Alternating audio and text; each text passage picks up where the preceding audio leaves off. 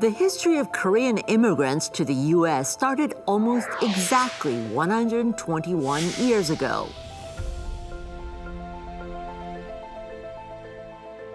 On January 13, 1903, 102 Koreans landed in Hawaii and started working in the sugarcane fields. They lived a hard life but loved and flourished in their newfound home and never forgot the country they left behind. Their contribution to the Korea of today, as well as their stories of strength and survival, have been documented by a modern-day Korean immigrant, our Globalist Today director, Lee Jin-young. She is here today to tell us what led her to produce such works and the messages they have for us today. 파라다이스, 지상 낙원. 세상 사람들은 제가 살고 있는 곳을 흔히 이렇게 표현합니다. 이민 1세대 직계 자손들을 만나 잊혀져가는 역사 속 선조들의 목소리를 찾고 그들의 지혜를 기록하며 우리가 다음 세대를 위해 만들어가야 할 미래를 함께 고민해보고 싶습니다.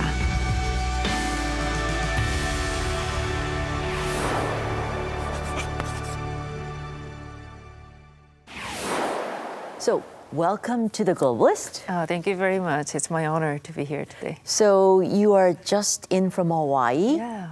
It's very cold. It is. Compared to Hawaii. Right. It's freezing here, but it's always nice to be home. Yeah. Well, I mean, we're very glad that you made the time to join us. And you made some really interesting documentaries. It is Words of Wisdom from the Rainbow State. And the second one is, the recent one is Songs of Love from Hawaii. Yes. Excellent work. Very, very interesting. But they tell a story, a very important part of Korean history that has not really been highlighted much. So what got you into this story? So my filmmaking, documentary making is really very personal journey, actually. I moved to Hawaii when I was 25.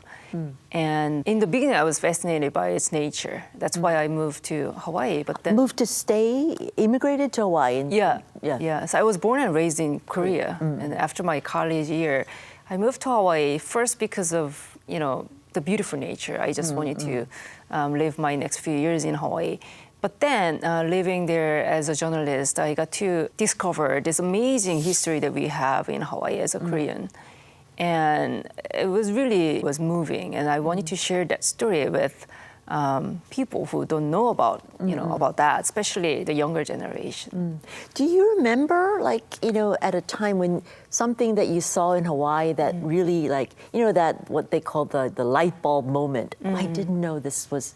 Were you at a memorial? There, I saw some cemeteries in your documentary as well. Yeah, there was a specific moment actually, answering to your question, that kind of made me make up my mind that I really gotta do this. There's a person named Kim Chang-won, Donald Kim. He's probably one of the most respected, elderly Korean in all of Hawaii. And he not only donated a lot of money to, different schools in Hawaii and in Korea, he also founded Korean Bank and all that. So he contributed a lot to the Hawaii society. And when I had an interview with him for the TV job back then that I had, I asked him, what the motivation was behind his lifelong contribution. And this is what he said. He said, Jin-young, we have received love that should never be forgotten. Meaning that, so his father was one of the very first Korean immigrants. Like you mentioned earlier, Hawaii is the very first place that all the Koreans went to as an immigration, first official immigration So group. his father was one of the 102 that landed in... I'm not quite sure about but that. Very first. But very first. Yeah. One of those, first people who came during that first 2 years. There were 7,000 people. He was one of them. Okay. And so basically he grew up with these people who worked so tirelessly in plantations and still supported, Korea's independence movement. So then he added that, we have that to pay, basically. Just like the love that we have received, we got to give back, to the future generation. And that's the time when I realized that I also have something to pay back. And I was thinking, what I could do. And as a journalist, to preserve this wonderful history and share with others was the best thing that I could think of. So he really started you thinking about what you needed to do as a journalist. Yeah. I think so, yeah. So you talk about many, many Koreans, but the history of Korean immigration to the United States started exactly 121 years ago, almost to this date, really, in early January. Right. Who were they? I mean, who were the first people that took that, I would say, a bold and it was really almost brave, to a different world, really. Yeah. Really unknown land. Yes. They were, basically they left for a better future with the big dream. So to give you a little, background story, in 1830, Hawaii, the plantation industry was huge. So these farm owners were looking for laborers, cheap laborers from around the world, especially Asian countries. And Joseon was really poor back then, early 1900s. So when they saw this advertisement, put out by these plantation owners, in Korea, they decided to leave, their homeland, basically looking for a better future. But I can't imagine, these people are really, really, brave, and they are not one of those regular people. It's almost like going to a different planet, really. I mean, because you show some of that advertising in your documentary even, but it doesn't really say a lot about, what their working conditions will be like. So these are, people from Korea who are looking for a better life, because Korea at that time was very poor. Very poor, yeah. Mostly men? Mostly men and younger, like early 20s or even late 1920s, something like that, because they were to work in the plantation. And I think a lot of them had a hope that, they will come back to their homeland. Well, they didn't, but so when they landed in Hawaii, what was their life like? What was their life in the sugarcane plantations? What was it like? It was, they were saying that their life was really, really tough. They basically worked like 10, 11 hours a day. It's almost like a, slavery, basically. But amazing thing is that they still supported Korea's independence movement. Soon after they arrived in Hawaii, Korea, went under Japanese occupation. And even though they really made really little money, almost all Koreans, the record says that they donated, portion of their minimum wage to support Korea's independence. That is an amazing part of their history in Hawaii. And there are records of this amount going into Korean independence movement. Did it make a huge difference in the independence movement? And how did they organize themselves in order to be able to send this money abroad? It's amazing. So the amount is it's really amazing, because we know these important figures like Yoon Bong-gil and Lee Bong-chang, who were active really leaders of the independence movement, but not many people know where the money that supported their work from. It was mostly from Hawaii's plantation. Really? These workers. It's not just a short period of time. It's over a few decades. They donated every single month. So how they did was men, leaders like Lee Seung-man or Park Yong-man, they kind of really encouraged people to donate their money to send this money to different independent fighters around the world.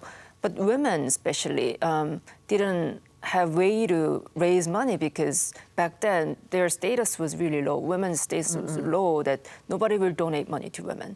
So what they did was that they made kimchi. And they made other Korean side dishes and sold them, and then they used the funds to support Korea's independence. So they were actively collecting money to fund the independence movement. Right. It's just really amazing. I don't know how they were able to do that. I think though, even though they were away from their homeland, their heart, I think, remained in their homeland. And otherwise, how can you donate the money that you made so, in such a hard way. Yeah. It is an amazing story. But, you know, when you talk about the fact that when they first arrived, they thought they might work for a few years, make money, and then go back. Right. But ultimately, they stayed, you know, and they formed the Diaspora that is flourishing and has really become part of Hawaii now. What contribution did the Korean diaspora make to the Hawaiian community? Yeah, not only they became part of the community, they really added a bright color to the scene of Hawaii's diversity.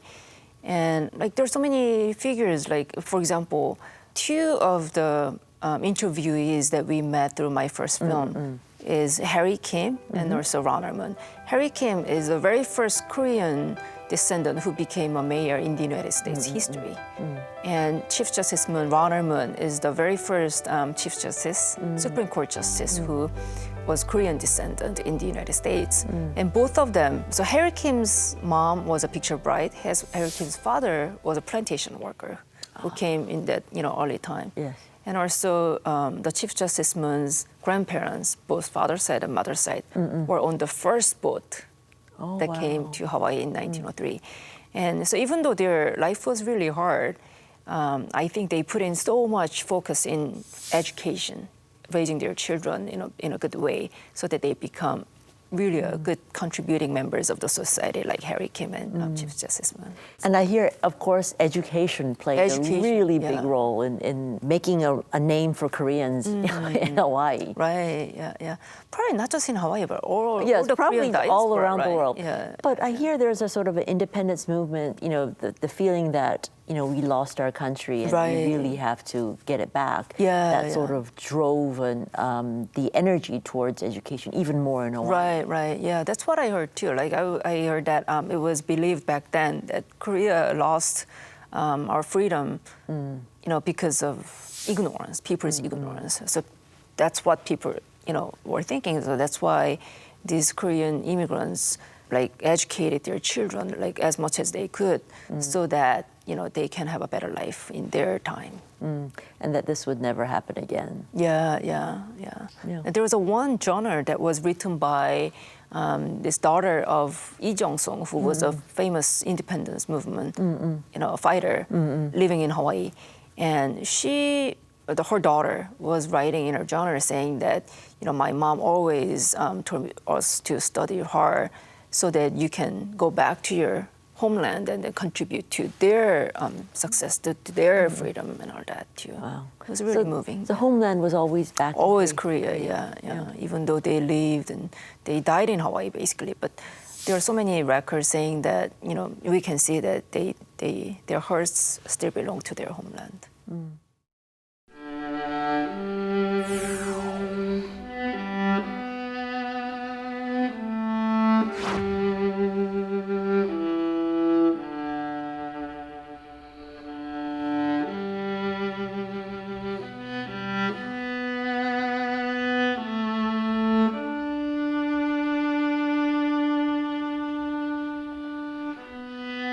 And it's amazing. This journey has started 3 years ago right here. And I was thanking Gary for me. He allowed me to interview him and he started entire interview series. And I just feel so grateful to be back with, my second film project. So that's my grandmother. Oh, Lee Mok-sun. Oh, and then this is you in the front. Yeah. For your high school graduation?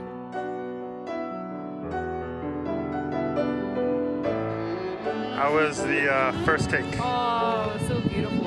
Oftentimes I forget my job. Sometimes I'm just enjoying the music and oh my God.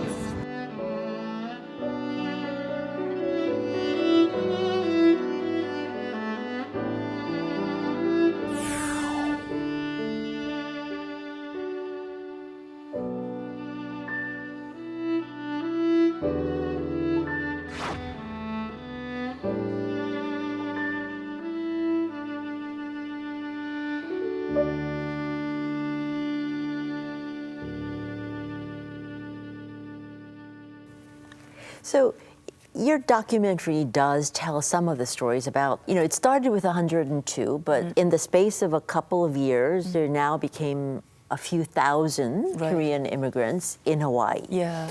And then Korea was colonized by Japan. So during that period, there was no further immigrants, Korean immigrants to Hawaii. So those few thousand Korean immigrants really laid the foundation for the Korean immigrants. What were some of the stories that you heard?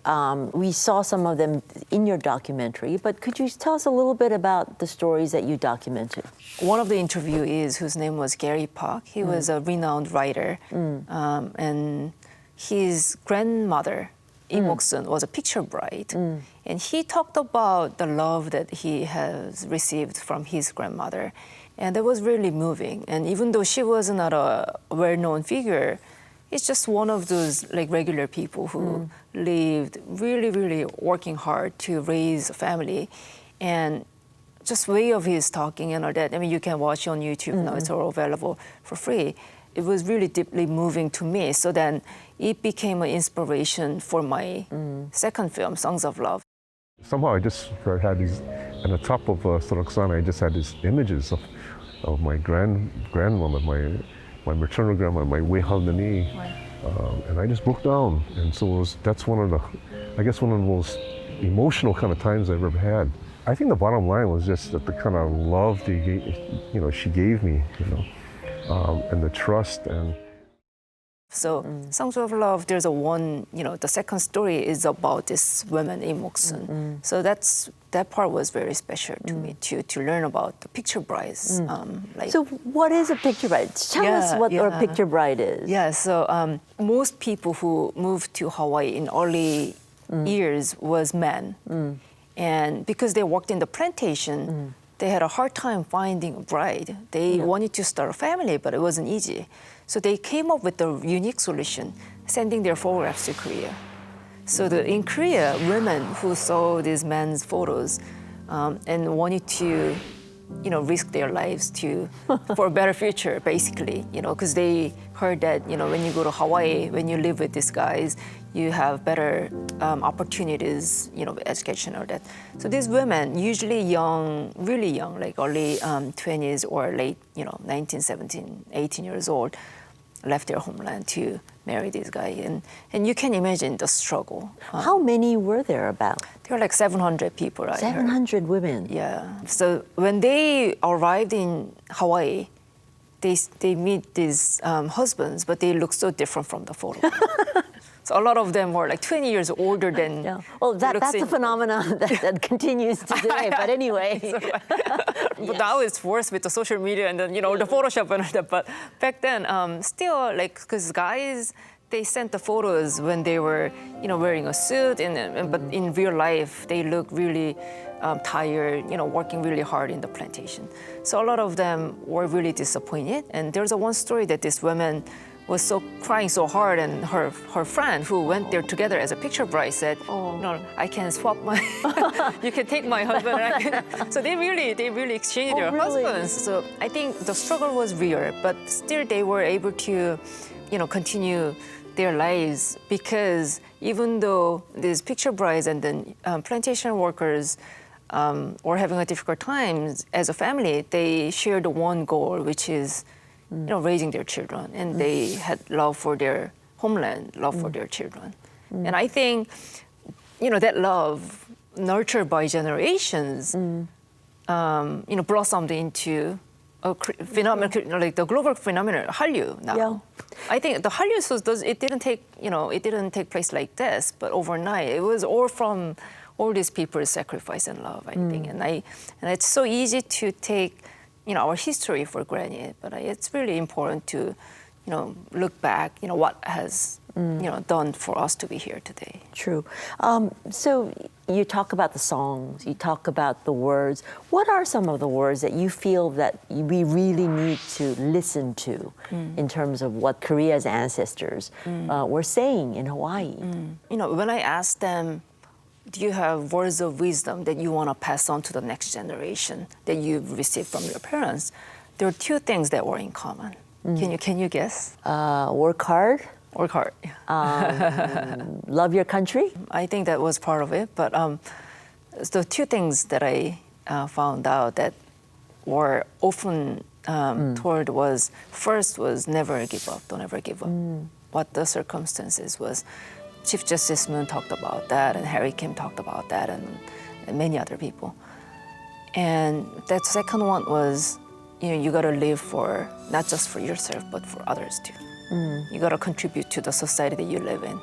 And I think these two things were the real driving force that Korea was able to advance throughout, 121 years, even with those hardships. You obviously are very focused on the diaspora experience. Yes. Why do you think that is important? I mean, you talk about it in various ways, but why do you think it is important? Through history, there are so many life lessons, basically. You can learn so much from the history. So when I first moved to Hawaii, even though I was the one who wanted to move, it wasn't easy to live outside of your homeland, using different language and, meeting new connections is really difficult. But when I started creating this, documentary and also researching on our history, like, for example, the Lee Mok-sun's story, that picture bride, she came to Hawaii when she was 17 years old, but was able to live a good life, with working hard and all those good ethics. I was able to have, the courage. I had courage to live, because even with that 120 years of time difference, when I see these stories, it gives you courage to, that I can do this. So if I have a friend who lives outside of country, it's difficult time adjusting in a new land, I encourage them to try to learn their Korean history in their land, because you can learn something from their story. And also, secondly, it's important to preserve our history, and it really can contribute to foster understanding for each other, different communities, and has different stories. But immigration story is very universal. So you yourself are a modern day immigrant. Right. Do these stories, come out in your mind whenever when you're faced with a difficulty adjusting to a new home? Yeah. Do you feel like, what would have Lee Mok-sun would have done on this, occasion? Does their story and your story connect? Yeah, it's interesting how well it can connect, because even today. Even today, yeah. That's why I think history is really interesting, because there's so many good examples and so many bad examples of how you can live, right? And then you can really relate to these stories. I think that's why history is a great way to learn the way to, how we need to live and all that. Are there stories that you want your children, who are actually with us in the studio today, are there stories that you want your children to remember and really keep in their hearts about the Korean diaspora? I want my children, also I want myself also to not forget how much love that we have received from our ancestors. And when you know that how much you've received, you get to think that what you could do for the future generation. So, no matter how hard it can be, I hope they understand and they know that they have so much love that they have received, and they can stay strong, in their own land. Well, in the future for you, you've completed these 2 documentaries. What's next? Yeah, so Songs of Love was just completed. So we're actively seeking distribution channels, like whether it's OTT or theatrical distribution in Korea. But also that's my current focus. But preserving this Korean immigrant history and sharing with others is my lifelong commitment. So, but I can't do this alone. If you believe in importance of this story, please, visit our website and find a way to support our project. And those songs are very, very popular among Koreans too. Right, too. Yeah. In diaspora as well, I would think. Right. So when we select the music, we were trying to see what music can deliver our message in a wider, broader audience. And it's the second part 2 of the Songs of Love. Like I said, Danny Boy or Amazing Grace, Arirang, and all that. Especially when it was performed by great musicians like Richard Yongjae O'Neill or Ji-young Kim or famous Korean, well-known musicians. They really added depth to the stories. I look forward to reaching more audience. Well, we look forward to seeing more wonderful documentaries or other movies coming from you. Yeah. And then you'll visit us again, hopefully. Yeah, please. Thank you so much for having me today. Thank you very much for coming. Thank you. And that's it for me. I will be back next week with another globalist who's putting Korea on the map. Son Ji-ae out.